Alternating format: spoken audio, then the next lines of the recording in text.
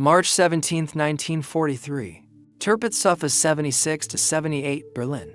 The folder slammed onto the mahogany desk with such force that coffee splashed from Admiral Wilhelm Canaris' porcelain cup, staining intelligence reports that would have meant execution if discovered by the Gestapo. Impossible, Canaris said. The Americans are feeding us propaganda through agents. Through the tall windows of Abwehr headquarters, Canaris could see the Landwehr Canal where Rosa Luxemburg's body had been dumped 24 years earlier. Now, as chief of German military intelligence, he held in his trembling hands a report that challenged not just Nazi propaganda, but the entire mathematical foundation of German victory. According to intercepted communications and reports from agents still operating in Mexico City, the Ford Motor Company's Willow Run Plant was producing one 4-engine B-24 Liberator bomber every hour. The B-24 Liberator, 1.5 million individual parts for 150,000 rivets, 30,000 separate components assembled into an 18-ton aircraft, rolling off an assembly line faster than Germany could produce a simple Kübelwagen military vehicle. Major Friedrich Wilhelm Heinz, standing at attention before Canaris' desk, had triple-checked the intelligence. The numbers remained the same. What neither man knew was that this moment would trigger the most devastating intelligence failure. In modern warfare, the systematic inability of German intelligence to comprehend, believe, or effectively communicate the true scale of American industrial capacity to the Nazi leadership, dooming the Third Reich through a fatal miscalculation of mathematical inevitability. The collapse of German intelligence regarding American production had begun 2 years earlier. In 1941, Luftwaffe General Karl Kohler had presented Hermann Goering with reports from military attaché General Friedrich von Fischer in Washington, stating that American aircraft production was approaching 2,000 planes per month. Goering had literally laughed, declaring, "Americans can only build refrigerators and razor blades, not military aircraft. The Americans are bluffing," Goering had told Hitler at the Wolf's Lair in December 1941. For days after Pearl Harbor, "Their democracy makes them weak. Their mongrel population makes them inefficient. Their Jews make them corrupt. They cannot possibly produce what they claim."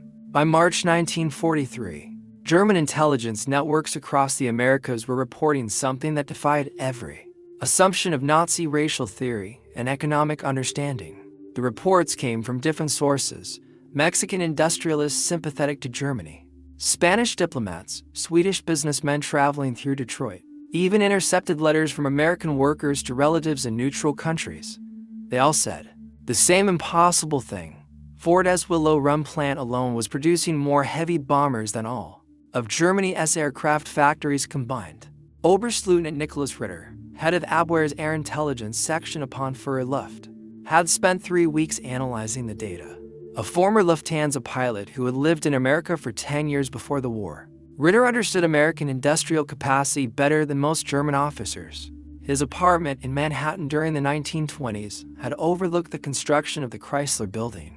He had watched Americans erect the world's tallest building in less than 2 years. "Herr Admiral," Ritter reported to Canaris, "if these numbers are correct, and I believe they are, then Germany has already lost the war. It is now only a question of mathematics and time."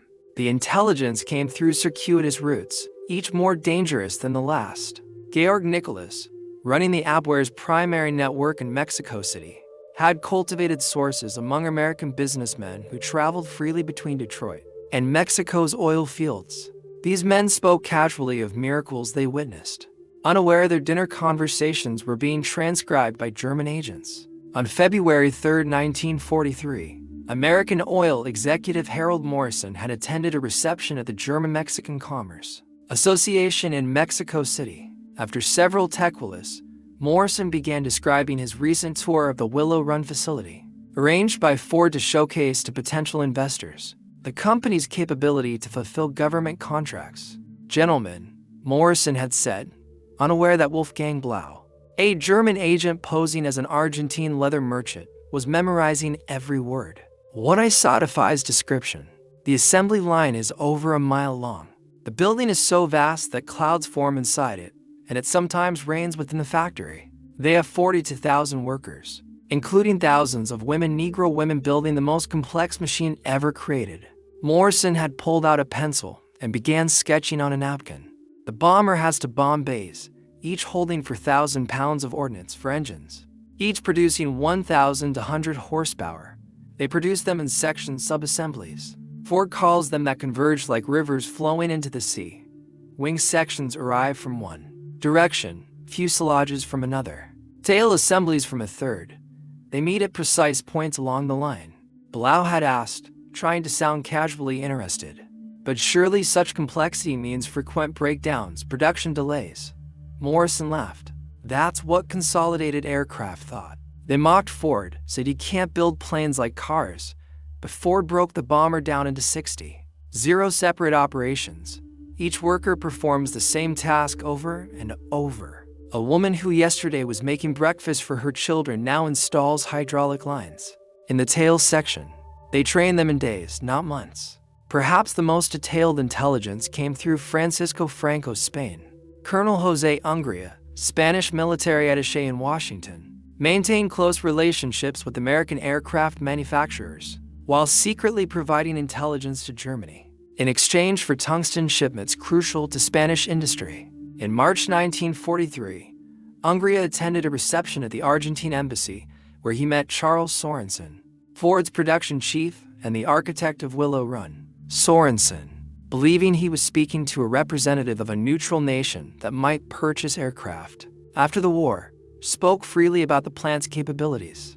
Colonel Sorensen had said, unaware that every word would be in Berlin within 2 weeks. When I first visited Consolidated San Diego plant in 1940, they were building B-24s outdoors in the sunshine, each one different from the last, taking 180,000 man-hours per aircraft. I knew we could do better. Ungria had pressed for details, claiming professional interest as a military engineer. Sorensen, proud of his achievement, obliged. I spent one night in my hotel room in San Diego sketching out the entire production flow. We would build bombers like we build cars, not by having workers swarm over a stationary aircraft, but by moving the aircraft past stationary workers. Each worker would perform specific tasks repeatedly, achieving perfection through repetition. The Spaniard had asked about the workforce challenges of such complexity. We built an apprentice school that trains 8,000 workers weekly, Sorensen replied. Women comprise 40% of our workforce. They're actually better at detailed work, smaller hands for tight spaces, more patience for repetitive tasks. We have Negro workers operating sophisticated machinery.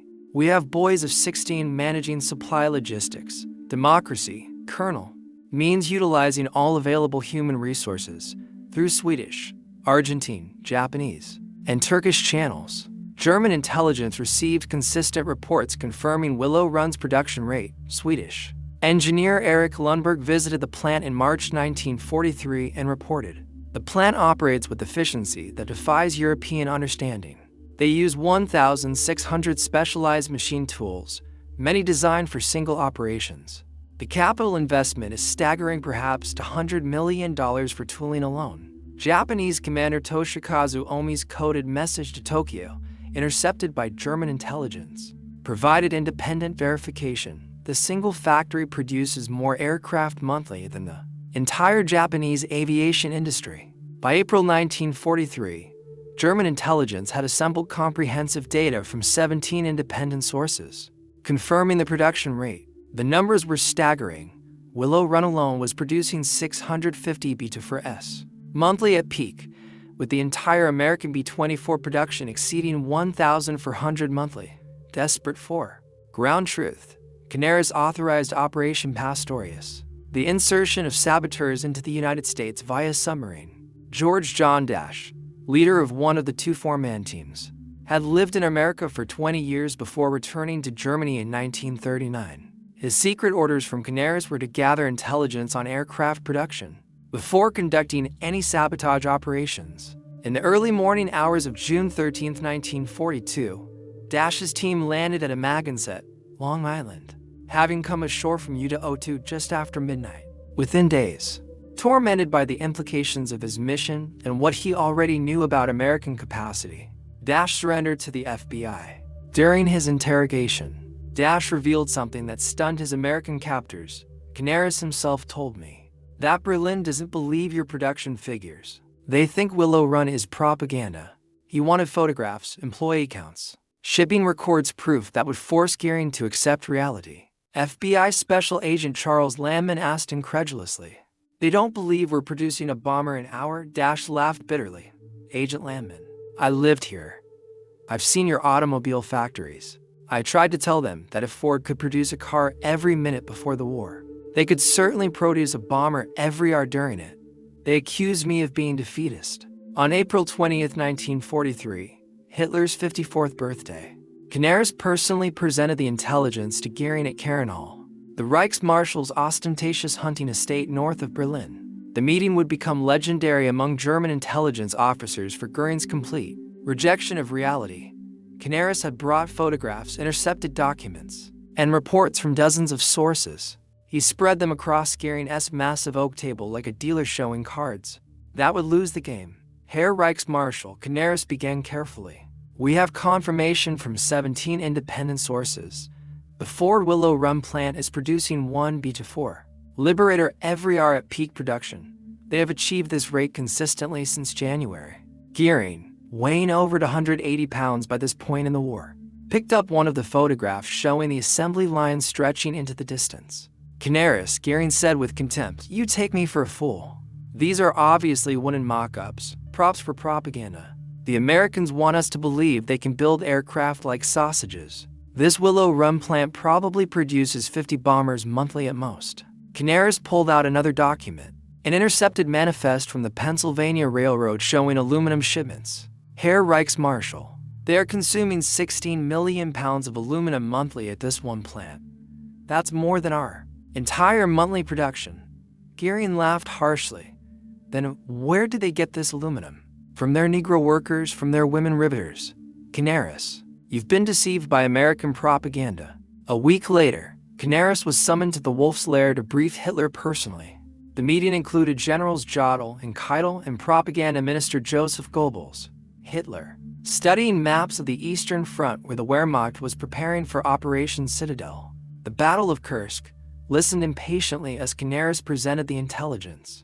"Mein Führer," Canaris said, knowing he was risking his life, "if the Americans are producing 1,400 B-24s monthly, plus equal numbers of B-17s, plus their fighter aircraft, plus British production, the aerial bombardment of the Reich will soon exceed our defensive capabilities." Hitler's response was characteristic. "Admiral, the Americans are capable of mass production of simple goods, automobiles, refrigerators, but a bomber is not a car. It requires precision, skill, dedication. When it took us 6 years to prepare for war, they claim to have achieved this in 16 months. It's impossible." General Jodl studied Canaris' figures and made a calculation.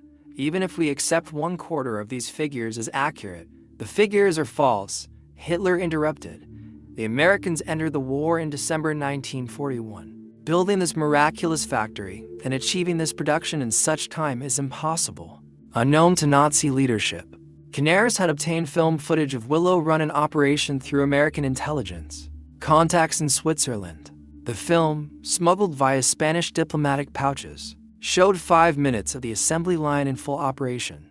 Canaris and his deputy Hans Oster watched the film in a locked room in Abwehr headquarters. The camera traveled along the entire mile-long assembly line. B-24s in every stage of construction moved past at a steady pace. Workers, men, women, black, white, performed tasks with mechanical precision. A clock visible in several shots confirmed the timing. "My God," Oster whispered, "it's true." Canaris lit the film with his cigarette lighter, watching it burn.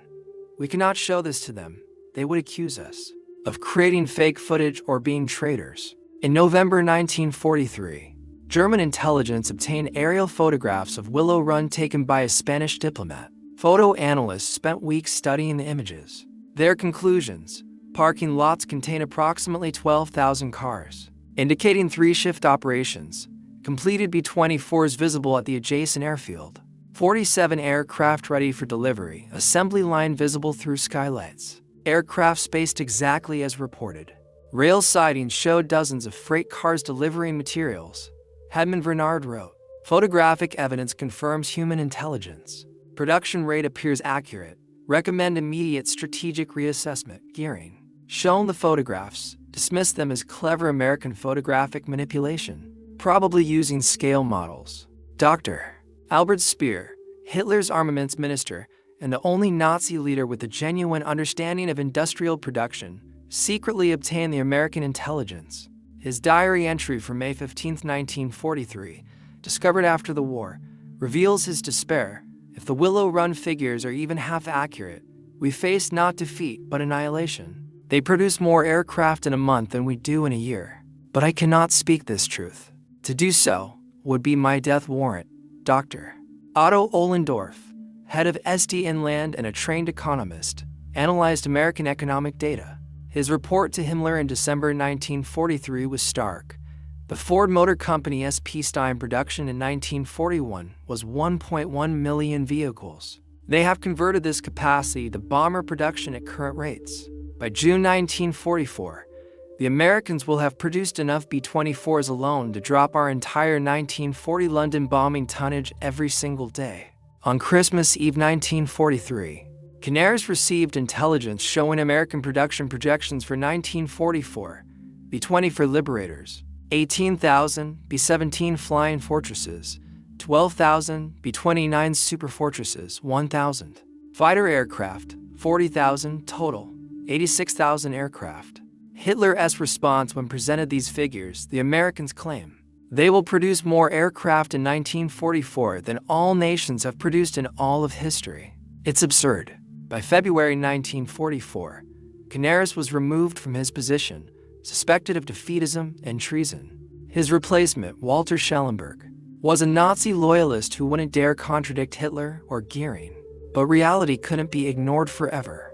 On February 20, 1944, Big Week, the American 8th Air Force launched Operation Argument, sending over 1,000 heavy bombers against German aircraft factories. In 6 days, they dropped more bomb tonnage than the Luftwaffe had dropped on Britain during the entire Blitz. Luftwaffe fighter pilot Adolf Galland told Goering, Herr Reichsmarschall, I've counted over 800 bombers in a single formation. These planes are real, and they're dropping real bombs.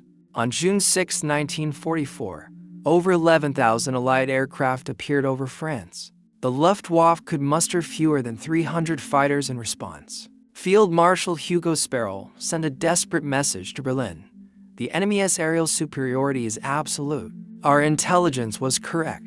We were deceived not by the Americans, but by ourselves. By April 1944, Willow Run achieved its peak production rate. That month, employees into 9-hour shifts, working 6 days a week, produced 453 airplanes and 468 hours of production rate equal to one finished B-24 Liberator every 63 minutes. The plant employed 42,331 workers, including 11,000 women, 26% of the workforce, 3,800 African Americans, 9% of the workforce, and 1,200 disabled workers, 3% of the workforce. This demographic breakdown would have shattered Nazi racial ideology completely. The inferior races and weaker sexes were outproducing the German master race by orders of magnitude. After the war, surviving German intelligence officers revealed the full scope of the failure. Walter Schellenberg testified at Nuremberg, "We knew the truth about American production." By early 1943, every professional intelligence officer understood the numbers were accurate, but to report this truth was to risk execution for defeatism. Hans Bergesivius wrote in his memoirs, "The tragedy was not that we lacked intelligence about American production. We were drowning in it. The tragedy was that our leadership refused to believe it, because it contradicted their racial ideology." The German intelligence officers who tried to report the truth paid a heavy price. Admiral Wilhelm Canaris, executed April 9, 1945 at Flossenburg concentration camp. Hans Oster, executed April 9, 1945 at Flossenburg concentration camp.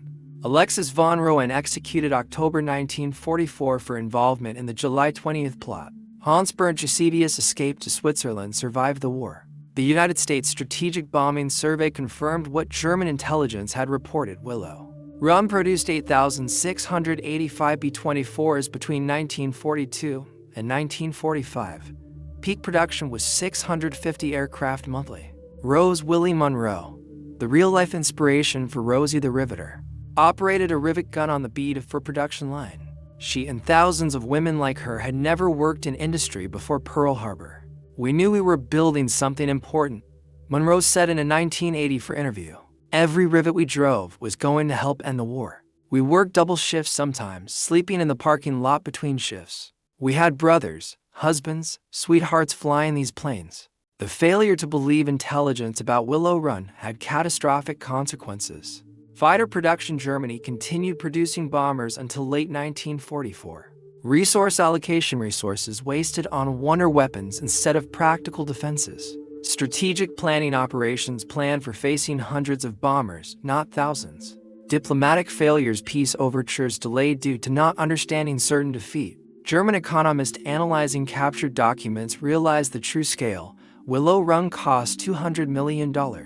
Germany's entire aircraft industry investment, 1933 to 1945, was for $100 million equivalent. Willow Run floor space, 3.5 million square feet, all German aircraft factories combined. 8 million square feet. Willow Run electrical consumption, 2.5 million kilowatts monthly.